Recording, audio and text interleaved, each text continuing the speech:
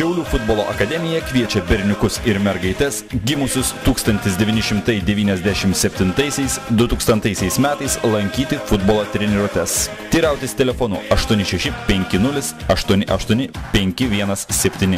Daugiau informacijos rasite internete www.fknapolis.lt.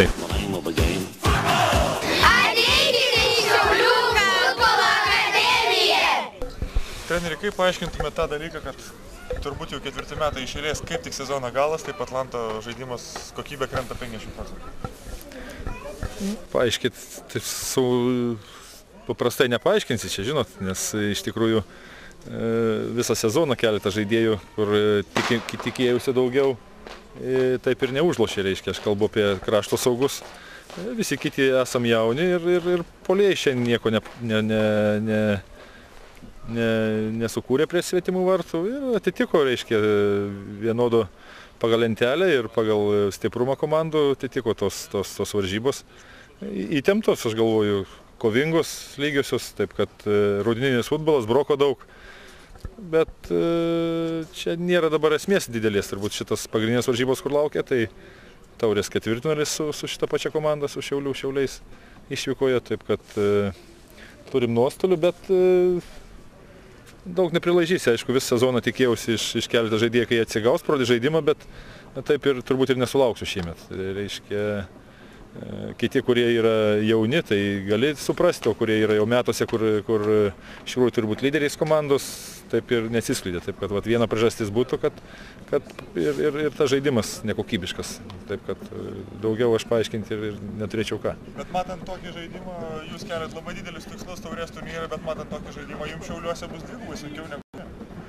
O, nebus jiem irgi lengva, taip pat vienodai, kaip sakiau, šiandien vienodos komandos, vienodas žaidimas, taip kad pas juos tik truputį matė šiandien noro daugiau, reiškia, nepralaimėti, tikslas pas juos buvo aiškus ir tą jie pasiekė, o ten Šiauliuose yra taurė, ten aš negalėčiau nei vienas komentuoti, kaip ten baigsis. Jums ypač šiais metais sėkmingai sekėsi žaisti Šiauliuose, tikitės tikriausiai ir iš ten? Ne, aš nežiūriu tos statistikos per daug, nežinau, varžybos bus tokio pat tempo, tokio pat, reiškia, įtampos, taip kad, bet taurės visai skiriasi varžybos, iš vienų varžybų, kas suklys, kas tą dieną fortūnas daugiau turės, tas ir laimės. Taip. Kaip pavyko repeticija prieš taurės varžybas? Na, repeticija pavyko neblogai, to, kad neblogas rungtynės buvo, taktiškai gerai gynėmės, laikėm kamuoliuką ir turėjom tikrai keletą progų pasiekti įvartį. Ar tenkina rezultatas? Kaip sakiau, prieš rungtynės rezultatas lygus mums netenkina, tačiau pati žaidimo strategija buvo nebloga. Norint pakilti turnyro lentelėje vieną vietą aukščiau, dabar teks nugalėti arba iškovoti daugiau taškų nei Atlantas paskutiniuose 3 rungtynėse. Dabar mes išeisim tik tai, kad susirinkti taškus, kuriuos galim paimti. Ну, я скажу, и первая игра здесь выдалась очень тяжелая, если помните. И сегодня было, скажу честно, не легче. Ничья, результат, конечно, неплохой, но можно было и выиграть. В конце было пару моментов, и перекладина была. Это футбол, борьба была на каждом клочке поля.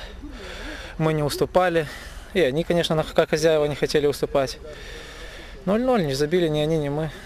Так бывает, так часто бывает. У тебя был момент, который можешь его прокомментировать? Который в конце, да, видел двоих партнеров на дальней штанге, хотел сделать пас через защитничка. Немножко не перебил, но немножко не считается. Момент потерян.